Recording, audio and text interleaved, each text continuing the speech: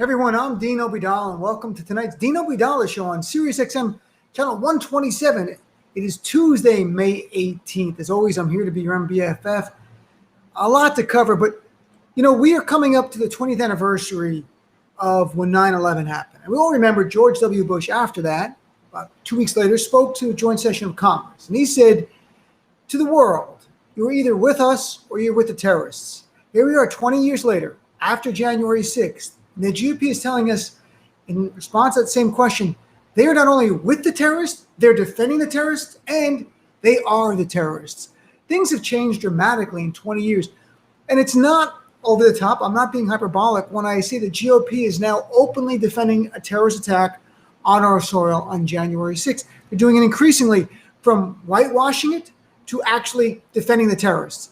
Let me give you today what we learned. Kevin McCarthy, the House Minority Leader, the guy who's desperate to be Speaker of the House, will do anything. Today he said he's opposed to a bipartisan commission to investigate the January 6th terrorist attack and what led up to the security failures and what we can learn, very much like a 9/11 commission. Even though on Friday, the leading Democrat and leading Republican on the House Homeland Security Committee agreed to the parameters of this committee. It was equal representation on the commission. Both have subpoena powers. But over the weekend, Kevin McCarthy got scared. In part, I think he realized because he'd be subpoenaed to testify before this committee. Second, I'm sure Trump called him and said, you can't do this because I don't want America to focus on my terrorism.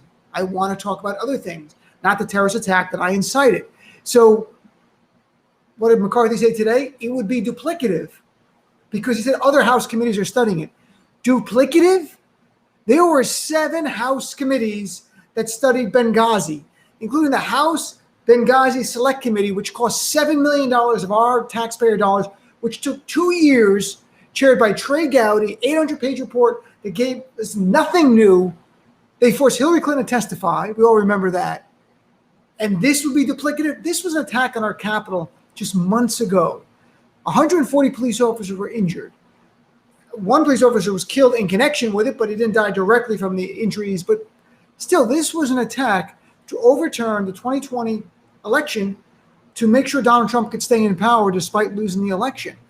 The GOP is on board with this. We saw in the last few days, last week, Congressman Paul Gosar, a Republican from Arizona, who's a white nationalist, who spoke at a white nationalist convention, called the people who breached the Capitol peaceful and said, complained the DOJ is hassling peaceful people.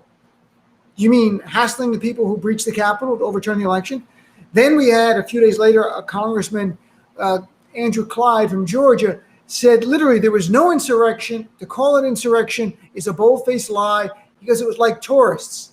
Well, it turns out today there's photos of him on January 6th with other members of Congress, him literally holding the door back out of fear that these tourists were coming to break in and maybe kill him. So there goes that. And today, Marjorie Taylor Greene, in between anti-Semitism and anti-Muslim bigotry and white supremacy, was on the House floor, literally complaining about how unfairly the people arrested for attacking our Capitol are being treated in prison, how unfair, and defending Ashley Babbitt, the woman who was killed, who, if you read anything about Ashley Babbitt, she went there on January 6th because she believed in the QAnon theory it was the day of the storm and that the enemies of Donald Trump would be killed. So she was there to join in murdering opponents of Donald Trump. She was killed for breaching an area in a secured area. But there's Marjorie Taylor Greene defending them.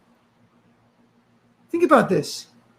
What if Barack Obama had incited the same insurrection? What if he mimicked Donald Trump completely? Say he had lost the election in 2012, and then for months, from November to January to the certification, said it was all a fraud. It was all lies and just fraud everywhere, and dead people voted. It's unbelievable what's going on. And then call his supporters to come January 6th to the Capitol. And then told them to help him stop the steal by going to the Capitol. And the only thing you could do on January 6th was commit acts of violence. There was no peaceful approach to stopping the county. What if Barack Obama had done all of that? How would the GOP be responding? What do you think? How would they respond to that? They would be calling Barack Obama a terrorist. They would be demanding that he be charged with crimes. They would be calling the Democratic Party and anyone who did not denounce it complicit with terrorism. What are the Democrats doing? They're going to form a commission, which is good, but nobody wants a call for the prosecution of Donald Trump. It'd be like not calling for the prosecution of Osama bin Laden after 9/11. It's not partisan. When you see someone commit an incited terrorist attack, just so it's clear, January 6th was a domestic terrorist attack under federal law. It's not my opinion. Under federal law, go look up 18 U.S. Code 2331. 3 elements for domestic terrorism. 1 involves an act dangerous to human life in violation of criminal law. Well, 140 police officers, some badly injured. You got that. Beaten with it. Number 2, it was intended to influence the policy of a government. Done. It was to try to prevent the certification of the votes. Or another part, to affect the conduct of government by mass destruction, assassination, or kidnapping. Many were there to assassinate Mike Pence and Nancy Pelosi. And third, it has to occur within the U.S. It was an act of domestic terrorism. I don't know why in the media they don't use the term domestic terrorism in describing this. And Donald Trump incited a domestic terrorist attack. And the fact that Donald Trump is not already charged with a crime makes you wonder, are we really a nation of laws? Well, we are, but if you're rich and you're white, you're treated differently. We know that.